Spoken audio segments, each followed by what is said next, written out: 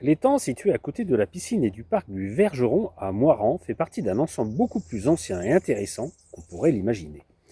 Derrière ce petit coin nature se cache en fait toute l'histoire du domaine du Vergeron, un ancien domaine seigneurial installé aux portes de la ville. Autrefois, le Vergeron était une véritable maison forte médiévale attestée dès le XIIIe siècle. Le domaine appartenait à de petites familles nobles dauphinoises qui vivaient là entre terres agricoles, vergers, vignes et bois de châtaigniers.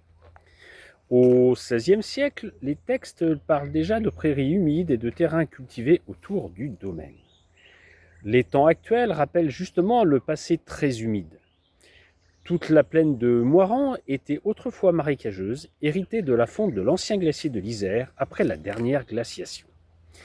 Les géologues parlent même de l'ombilic de Moirans, une vaste cuvette remplie autrefois par les eaux et les alluvions glaciaires. Cela explique d'ailleurs pourquoi il y a encore aujourd'hui des zones humides, des petits étangs et des terrains gorgés d'eau dans le secteur des îles et du Vergeron.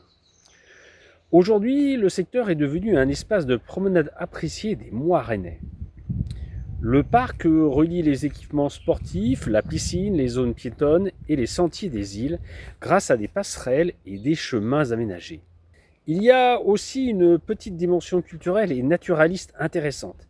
Ces dernières années, des balades contées et des animations autour des oiseaux et de la biodiversité ont été organisées dans le parc.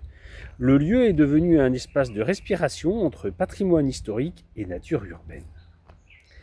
Et il y a un détail amusant. Beaucoup de gens pensent que le Vergeron a toujours été un parc public. En réalité, le domaine a été acheté progressivement par la commune qu'au XXe siècle. L'ancienne maison forte et certains bâtiments ont disparu pour laisser place aux collèges, aux équipements sportifs et à la piscine. Mais le paysage garde encore des traces de l'ancien domaine noble. Quand on se promène autour de l'étang du Vergeron, on ne marche pas seulement dans un parc moderne, mais au cœur d'un ancien domaine seigneurial installé sur les vestiges d'un immense paysage glaciaire, vieux de plusieurs milliers d'années.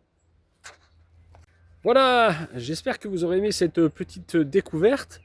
On oublie souvent que sur des petites balades bucoliques, il y a un passé médiéval et architectural passionnant.